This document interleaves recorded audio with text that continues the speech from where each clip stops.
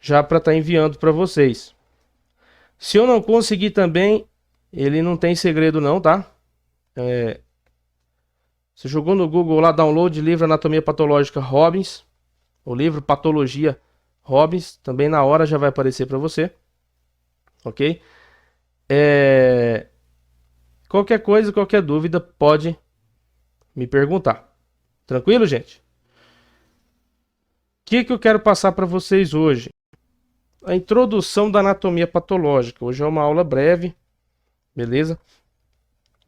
A gente passar mais ou menos o que a gente vai estar vendo, pelo menos de parte introdutória.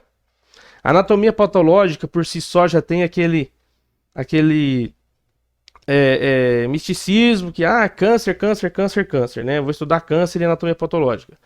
Vai estudar câncer e anatomia patológica? Pra caramba, né? A gente vai ver aí bastante diferenciação celular, parte de formação de tumor, formação de nódulo, mas não se resume só a isso. Beleza? Não precisam ficar preocupados nessa parte, tá? A parte de microscopia, de lâmina microscópica, eu cobro o que vocês vão realmente precisar. Beleza?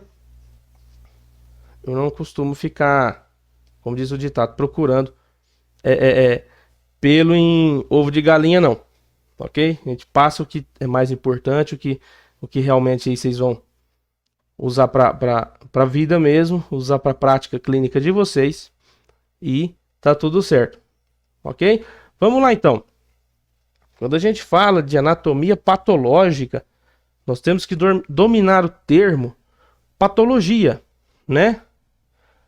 Então, o termo patos vem de doença, né? Então, o estudo da doença, beleza?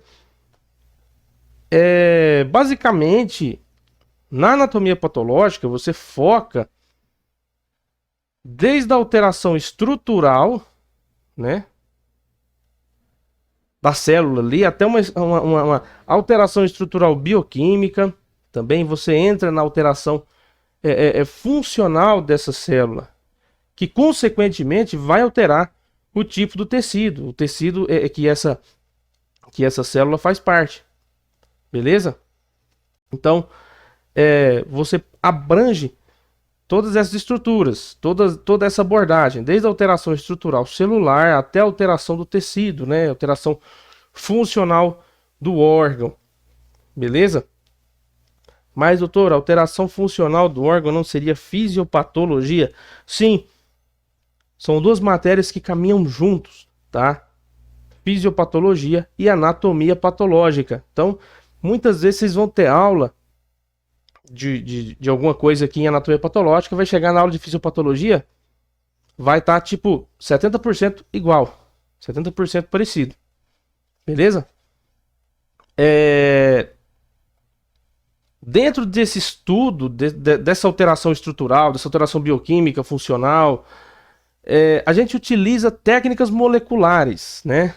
Técnicas moleculares, técnicas morfológicas e técnicas microbiológicas, tá? Esses são os três pilares aí que tecnicamente a gente usa para estudar essas alterações, né?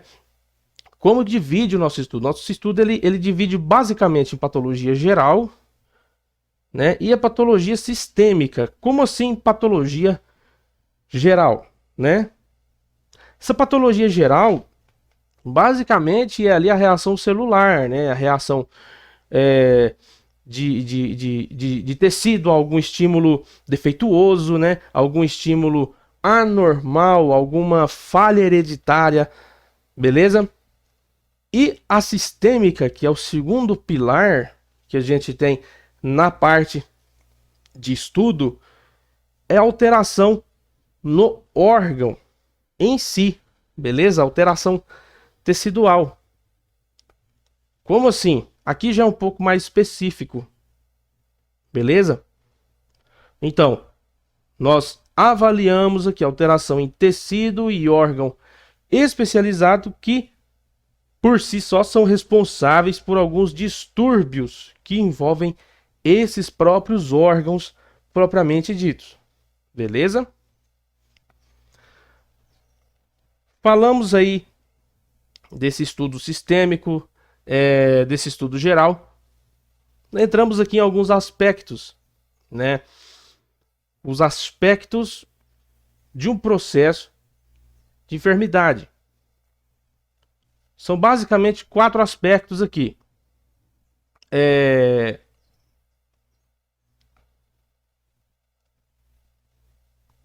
Vamos lá. São basicamente 4 aspectos aqui. Primeira coisa, a etiologia.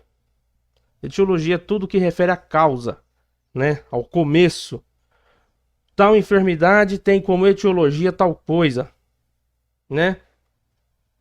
Exemplo, enfermidade de Chagas. Esse paciente é um paciente portador de enfermidade de Chagas. Qual que é a etiologia das Chagas? Né? O Trypanosoma cruzi lá, a enfermidade transmitida pelo barbeiro. Beleza? Então, etiologia é o termo que se utiliza para causa. Então, a partir de agora, vamos dominar essa terminologia médica. Beleza? Outro aspecto, outro termo clínico aqui que você vai ver daqui até para o final da sua vida. Patogenia. O que é a patogenia? Todo aquele mecanismo que está por trás do desenvolvimento daquela doença. Beleza? Como assim? A hipertensão arterial. A hipertensão arterial pode ter como etiologia alta ingestão de sódio, uma má absorção do túbulo tal lá no rim. Como que acontece essa patogenia? O que é a patogenia que está por trás? A patogenia tá porque acontece isso no rim, ativa o mecanismo tal. Beleza? Próximo aspecto que a gente comporta dentro desses 4 aspectos são as alterações morfológicas, beleza? As alterações moleculares, que é tudo, como responde esse tecido, como responde essa célula frente a esse estímulo, frente a tal dano, tá? Mediante a tal situação patológica.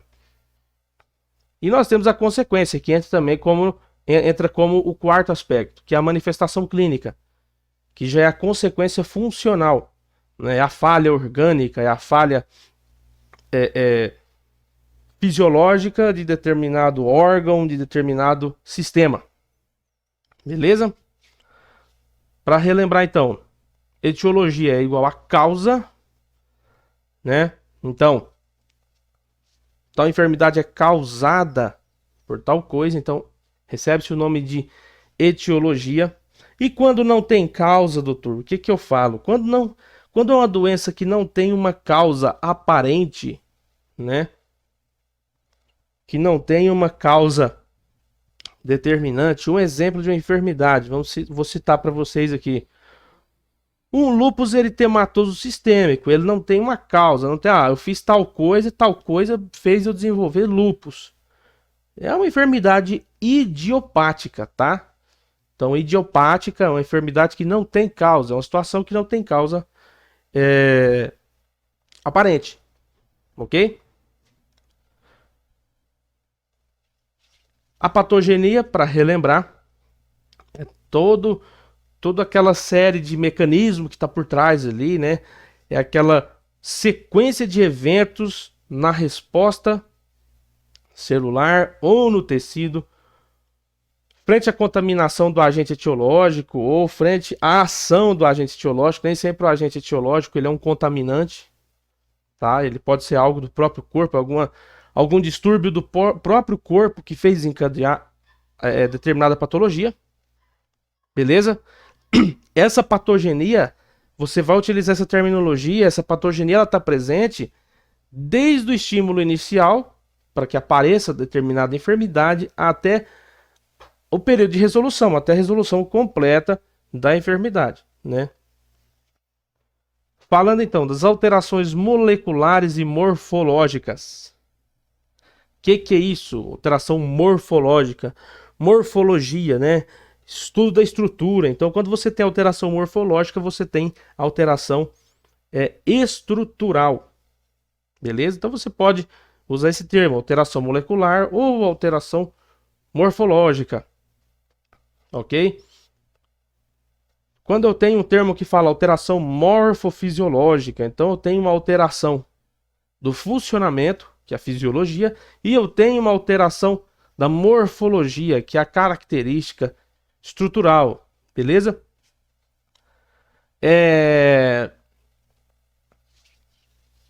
Tendo exemplo aqui como a célula, a célula cancerosa, né? O tumor que a gente falou lá atrás.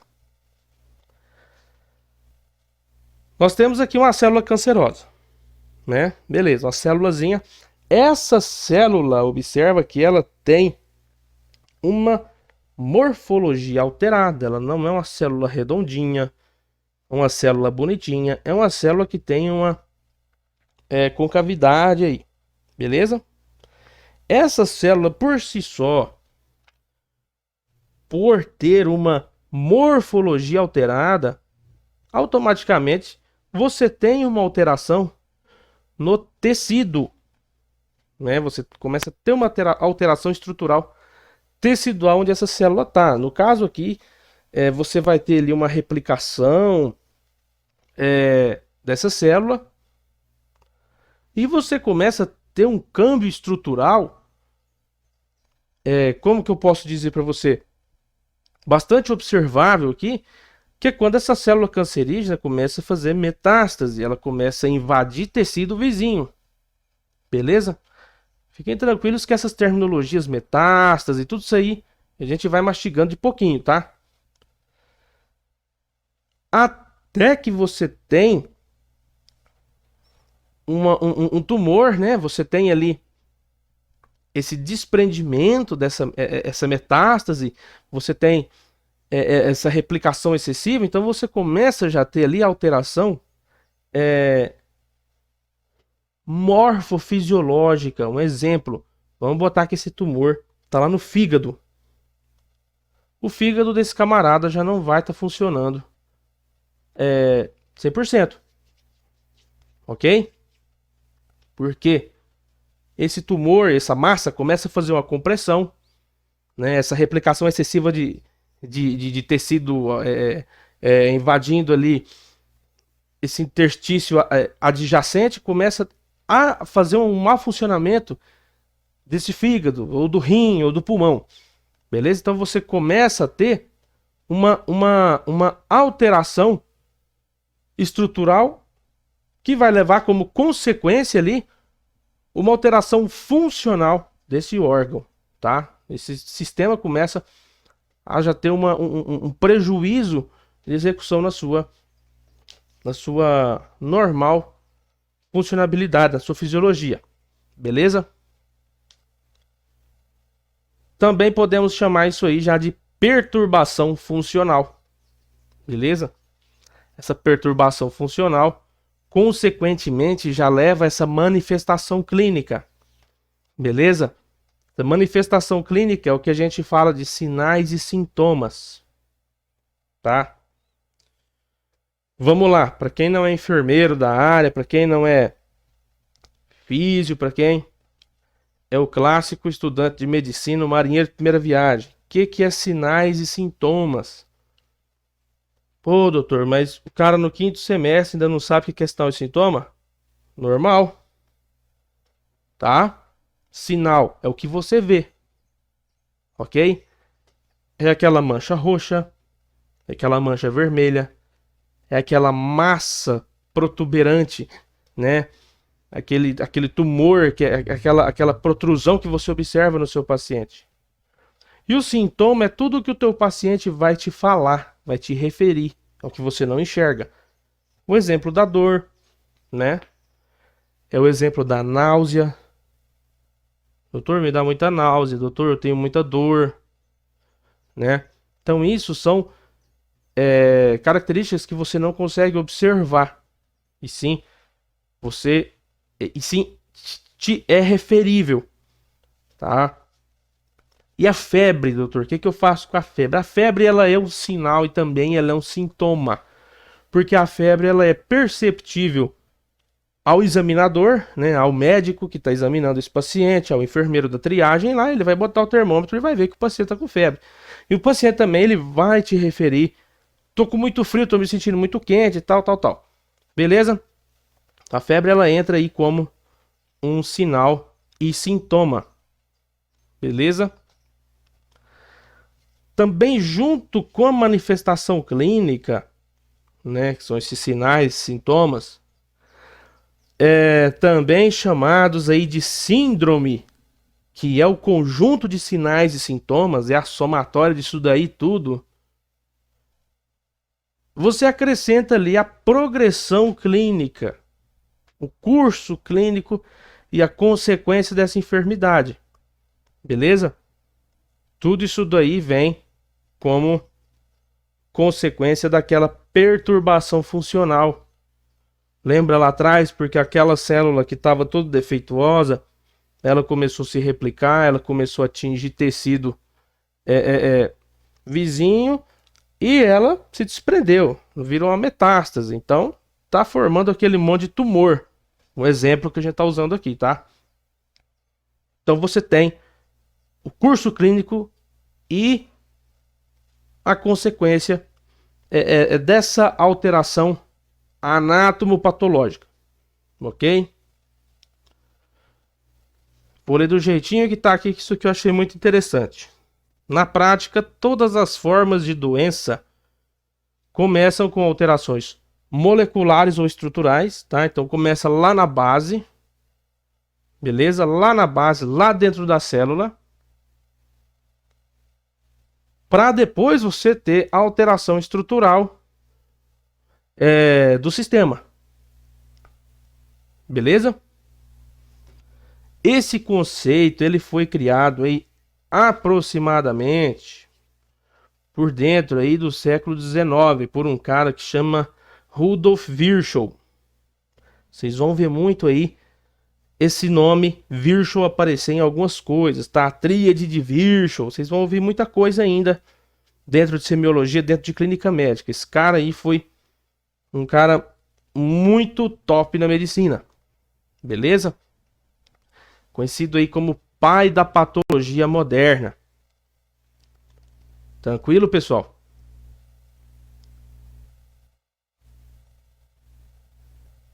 De boa, né?